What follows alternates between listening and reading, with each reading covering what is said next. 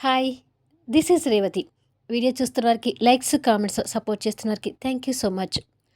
కథలోకి వస్తే ఎనిమి ఇచ్చిన స్వీట్ కళ్యాణ్ తింటూ ఉండగా చెర్రీ చూస్తాడు కదా! ఆ తర్వాత నుంచి స్టోరీ కంటిన్యూషన్. నా తనువు నా ప్రాణం నీకై ఎపిసోడ్ నెంబర్ 30. కొద్దిసేపటికి స్వీట్ చివరి స్పూన్ తింటుండగా డాడ్ ఏం చేస్తున్నారు మీరు అంటూ చెర్రీ అరుపు గట్టిగా వినిపిస్తుంది. దాంతో కళ్యాణ్ ఒక్కసారిగా ఉలిక్కిపడి కొడుకు వైపు భయంగా చూస్తుంటాడు. స్నానం చేసి టవల్తో ఉన్న చెర్రీ కోపంగా దగ్గరికొచ్చి తండ్రి అంత ఎత్తులో ఉండేసరికి అందక బెడ్ ఎక్కి కళ్యాణ్ చేతిలో ఉన్న ఖాళీ బాక్స్ని చూసి ఆ స్వీట్ మొత్తం తినేశారా డాడ్ అని అడుగుతాడు గుర్రుగా చూస్తూ. చెర్రీకి కళ్యాణ్ ఇంకా భయపడుతూ అది చెర్రీ స్వీట్ చాలా బాగుంది, అందుకే తినకుండా ఉండలేకపోయాను అని అంటాడు. అందుకే దానిని పడేస్తానని చెప్పాను, మీరు వినలేదు. అలా ఎవ్వరు పడితే వాళ్ళు ఇచ్చిన ఫుడ్ తినకూడదని చెప్పాను కదా అని అంటాడు. పిచ్చోడా, ఇది మీ అమ్మ ఇచ్చిన స్వీట్రా అని కళ్యాణ్ మనసులో అనుకుంటాడు. రాను రాను మీరు చిన్న పిల్లాడు అయిపోతున్నాడు డాడ్, నా మాట అంటే లెక్క లేకుండా పోతుంది అని అంటాడు కోపంగా చూస్తూ. నేను చిన్నపిల్లవాడిని కావటం కాదురా, నువ్వే నీ వయసుకు మించి పెద్దవాడిలా ప్రవర్తిస్తున్నావు అని మనసులో అనుకొని సారీ చెర్రీ, ఇంకెప్పుడు ఇలా చేయను అని అంటాడు. పోన్ డాడ్ అంటూ చెర్రీ కోపంగా మొహం తిప్పుకుంటాడు. సారీ చెప్పాను కదా చెర్రీ, ప్లీజ్ ఈ ఒక్కసారికి ఎక్స్క్యూజ్ చెయ్యి అంటూ చెర్రీ చేతిలో ఉన్న ఖాళీ బాక్స్ తీసి పక్కకు పెడతాడు. నిజం చెప్తున్నారు కదా, ఇంకొకసారి బయట వాళ్ళు ఇచ్చిన ఫుడ్ తినరు కదా అని అడుగుతాడు ముద్దుగా చూస్తూ. అస్సలు తినను, నీకు బట్టలు వేస్తానుండు అంటూ ఒక డ్రెస్ తీసి తనకు వేస్తుంటాడు. అవును డాడ్, నీ ఫ్రెండ్ అదే మైతో మిస్ జర్మనీ వెళ్ళిపోయిందా అని అడుగుతాడు తండ్రితో బట్టలు వేయించుకుంటూ. అలా అడగగానే కళ్యాణ్ గుటకలు మింగుతూ వెళ్ళలేదు అని అంటాడు. మరి ఇంకెప్పుడు వెళ్తుందంట, త్వరగా తనని వెళ్ళిపోమ్మని చెప్పు అని ఆర్డర్ వేసినట్టుగా చెప్తాడు. కొడుకు అలా అనేసరికి కళ్యాణ్ ఇంకా బాధపడుతూ ఆ మైతు మిస్ మీద నీకెందుకురా అంత కోపం అని అడుగుతాడు లాలనగా. ఎందుకు కోపమో మీకు తెలియదా అని అడుగుతాడు సీరియస్గా చూస్తూ. తప్పు నాన్న, అలాంటి విషయాల్ని మనసులో పెట్టుకొని వాళ్ళ మీద కోపాన్ని పెంచుకోకూడదు, ఎప్పటికప్పుడు వాటిని మర్చిపోవాలి అంటూ నచ్చ చెప్పే ప్రయత్నం చేస్తుంటాడు. నో, నేను అస్సలు మర్చిపోను డాడ్, తను నాకు ఇచ్చిన పనిష్మెంట్ నాకు ఎప్పుడు గుర్తుండిపోతుంది. పసిపిల్లాడిని, ఇన్నోసెంట్ బాయ్నని కూడా చూడకుండా నన్ను చంప మీద నుంచి గట్టిగా కొట్టింది అని అంటాడు అమాయకత్వం నటిస్తూ. నువ్వు ఇన్నోసెంట్ బాయ్ ఏమిట్రా, నన్ను ఇప్పుడే మించిపోతుంటే అని మనసులో అనుకొని ముద్దుగా కనిపిస్తున్న కొడుకు మొహాన్ని చేతిలోకి తీసుకొని మైతు మిస్ చేసిన మిస్టేక్కి నీకు సారీ చెప్పింది కదా, ఇక మైతు మిస్ని ఎక్స్క్యూజ్ చేయొచ్చు కదా అని అడుగుతాడు రిక్వెస్ట్గా చూస్తూ. నో, నేను తనని అస్సలు ఎక్స్క్యూజ్ చేయను, ముందు అసలు తనని త్వరగా జర్మనీ వెళ్ళిపోమ్మని చెప్పండి అని అంటాడు. కళ్యాణ్ తడబడుతూ తను జర్మనీ వెళ్ళటం అవసరం లేకపోతే ఇక్కడే ఉంటుందేమో చెర్రీ, మనం ఎందుకు చెప్పడం అని అంటాడు. మళ్ళీ ఎందుకు అలా అంటున్నారు, తను జర్మనీ వెళ్ళిపోతుందని మీరే కదా చెప్పింది అని అంటాడు. నేనే చెప్పాను, కానీ తను వెళ్ళకపోవచ్చేమో అని అంటాడు బట్టలు వేయటం పూర్తి చేస్తూ. మళ్ళీ ఇదేంటి డాడ్, తను వెళ్ళిపోతుంది అనగానే నేను ఎంత హ్యాపీగా ఫీల్ అయ్యానో తెలుసా అని అడుగుతాడు బాధగా చూస్తూ.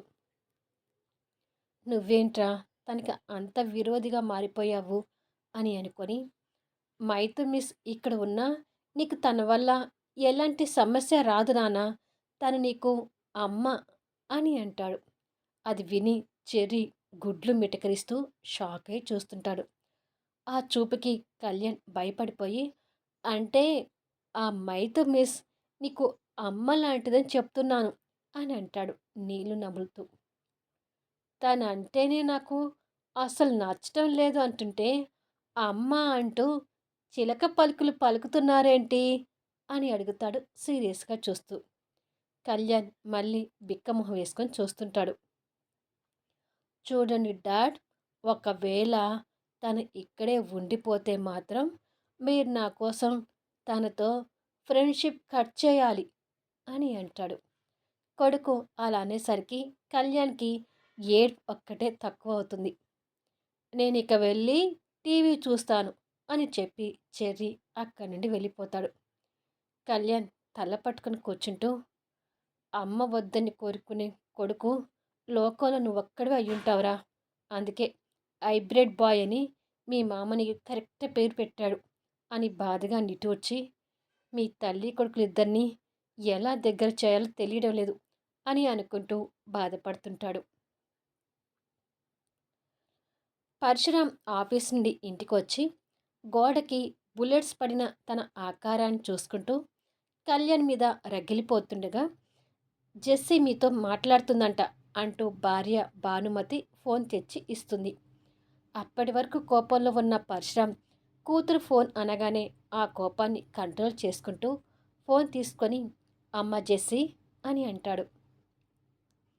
ఎలా ఉన్నా డాడీ అని అడుగుతుంది జెస్సీ గార్డెన్లో సూర్య ఒడిలో పడుకొని ఫోన్ మాట్లాడుతూ. నేను బాగున్నాను తల్లి, నువ్వెలా ఉన్నావు అని అడుగుతాడు కూతురికి ప్రేమని పంచుతూ. నాకేంటి డాడ్, సూర్య నా పక్కన ఉండగా నేను బ్రహ్మాండంగా ఉంటాను అంటుంది జెస్సీ. సూర్య ఎలా ఉన్నాడు అని అడుగుతాడు పరశురాం నవ్వుతూ. బాగున్నా డాడ్, ఫోన్ ఇస్తున్నాను మాట్లాడండి అంటూ జెస్సీ సూర్యకి ఫోన్ ఇస్తుంది. సూర్య ఫోన్ తీసుకొని, హలో అంకుల్, ఎలా ఉన్నారు అని అడుగుతాడు. పరశురాం ఆ బుల్లెట్స్ ఆకారాన్ని చూసుకుంటూనే, బాగున్నాను సూర్య, మీరు ఎప్పుడెప్పుడు ఇండియా వస్తారా, మీ పెళ్ళి ఎప్పుడు చేద్దామా అని ఎదురు చూస్తున్నాను అని అంటాడు. సూర్య నవ్వుతూ ఒడిలో ఉన్న జెస్సీ తల నిమురుతూ, మేము ఇంకా చిన్నపిల్లమే అంకుల్, పెళ్ళికి కాస్త టైం తీసుకుంటాంలే అని అంటాడు.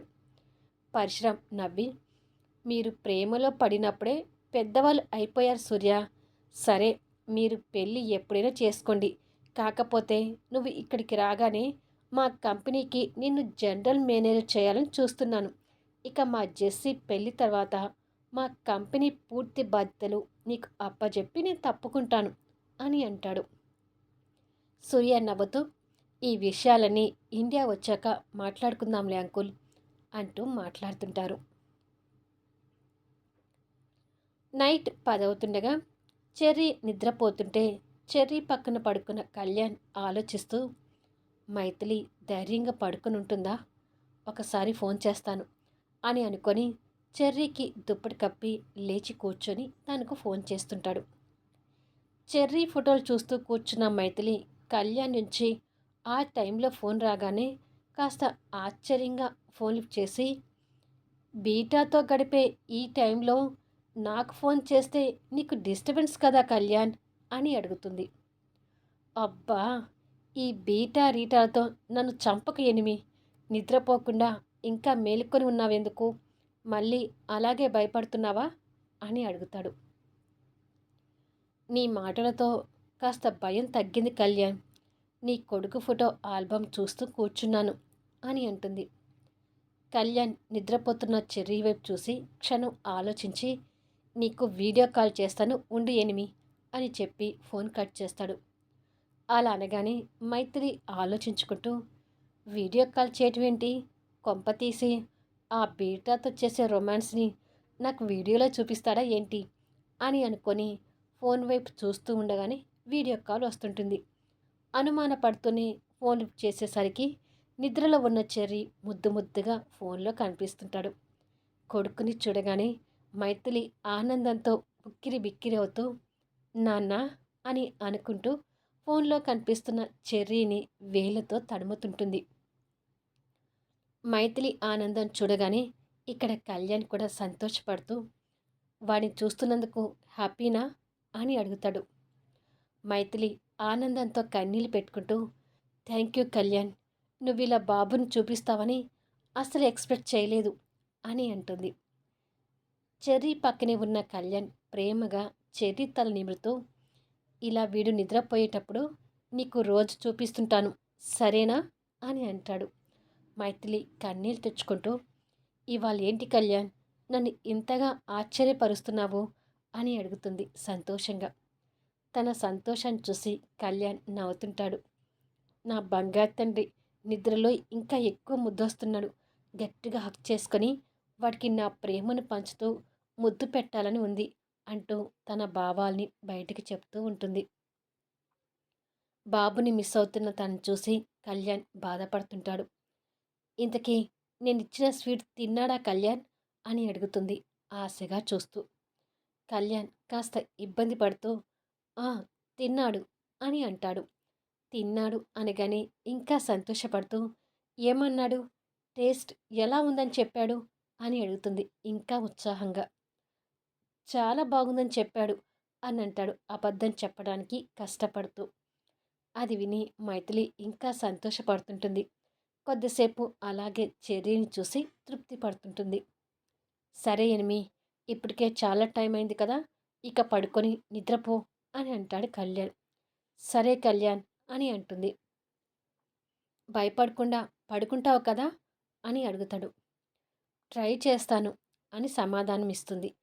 నేను మామూలు కాల్ చేస్తాను, నువ్వు ఇయర్ ఫోన్స్ పెట్టుకొని పడుకో అని అంటాడు. ఎందుకు కళ్యాణ్, నేను మాట్లాడుతుంటే నువ్వు ధైర్యంగా నిద్రపోతావు ఎనిమి, అందుకే ముందు ఇయర్ ఫోన్స్ పెట్టుకొని పడుకో అని చెప్పి ఫోన్ కట్ చేస్తాడు. నిజమే, ఇలా మాట్లాడుతూ పడుకుంటే ఇక అసలు భయపడను అని అనుకొని ఇయర్ ఫోన్స్ పెట్టుకొని పడుకుంటుంది. కళ్యాణ్ నవ్వుతూ తనకి ఏవో ముచ్చట్లు చెప్తుంటాడు. మైథిలి కూడా సంతోషంగా కళ్యాణ్ మాటలు వింటూ ఎంజాయ్ చేస్తుంటుంది. అలా మాట్లాడుతూ మాట్లాడుతూనే మైథిలి నిద్రలోకి పోతుంది. తను నిద్రపోయిందని నిర్ధారించుకొని కళ్యాణ్ అప్పుడు ఫోన్ కట్ చేస్తాడు. తర్వాత కళ్యాణ్ కూడా పడుకొని ఆలోచిస్తూ, నువ్వు ఒంటరిగా ఉంటుంటే నేను తట్టుకోలేకపోతున్నాను మైథిలి. త్వరగా నీ మనసులో నా గురించి ఎలాంటి అభిప్రాయం ఉందో తెలుసుకొని నా ప్రేమ విషయం నీకు చెప్తాను అని అనుకుంటూ నిద్రపోతాడు. సూర్య స్నానం చేసొచ్చి హుషారుగా కూని రాగాలు పాడుతూ టవల్తో ఒళ్ళు తుడుచుకుంటూ అద్దం ముందుకు వస్తాడు. అద్దంలో కండలు తిరిగిన ఒంటి మీద లాఠీ గాయపు గుర్తులు కనిపించేసరికి ఆ హుషారు మాయమై క్రాంతికి ఎదురుగానే ఆ లాఠీ దెబ్బలు తినటం గుర్తు తెచ్చుకొని రగిలిపోతూ, క్రాంతి, నీ మీద పెట్టుకున్న పగని మర్చిపోదామన్నా ఈ గాయపు గుర్తులు నన్ను మర్చిపోనివ్వడం లేదు. అనుక్షణం నీ మీద ప్రతీకారం తీర్చుకోవటానికి ఈ గుర్తులు నన్ను గుర్తు చేస్తూనే ఉన్నాయి. I hate you Kranti. India రాగానే నిన్ను కలిసి ఏదో రకంగా నీ మీద నా పంతాన్ని సాధిస్తాను అని అనుకుంటాడు కోపంగా. అదే టైంలో క్రాంతి ఫోన్లో సూర్య ఫోటోని ప్రేమగా చూస్తూ, నువ్వు ఇండియా వస్తే నేను చేసిన తప్పుకి క్షమాపణ అడిగి నా ప్రేమ గురించి నీకు చెప్పాలనుకుంటున్నాను సూర్య. నీ రాక కోసం 1000 కళ్ళతో ఆశగా ఎదురు చూస్తున్నాను అని అనుకుంటూ ఉండగా, అమ్మ క్రాంతి అంటూ జ్యోతి లంచ్ బాక్స్ తీసుకొని అక్కడికి వస్తుంది. ఏమిటమ్మా అని అడుగుతుంది క్రాంతి ఫోన్ని పక్కకు పెట్టి.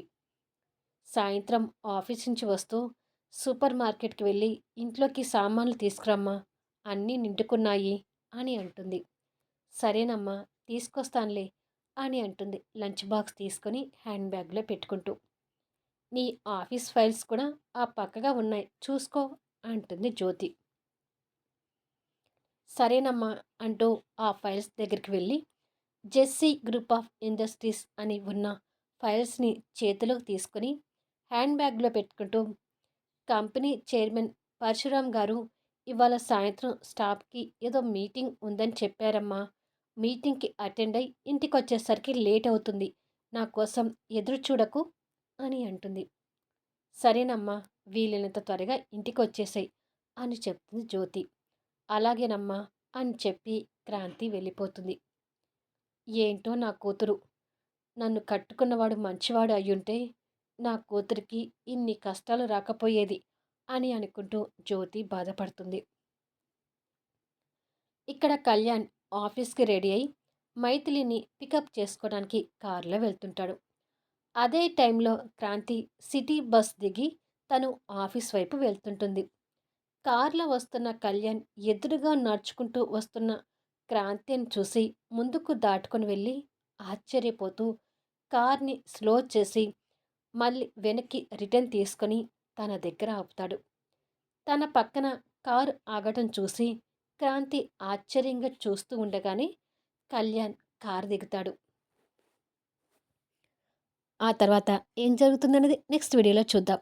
ఈ వీడియో ఎలా ఉంది అనేది కామెంట్స్లో తెలియచేయండి. అలాగే లైక్స్ ఇచ్చి సపోర్ట్ చేయండి.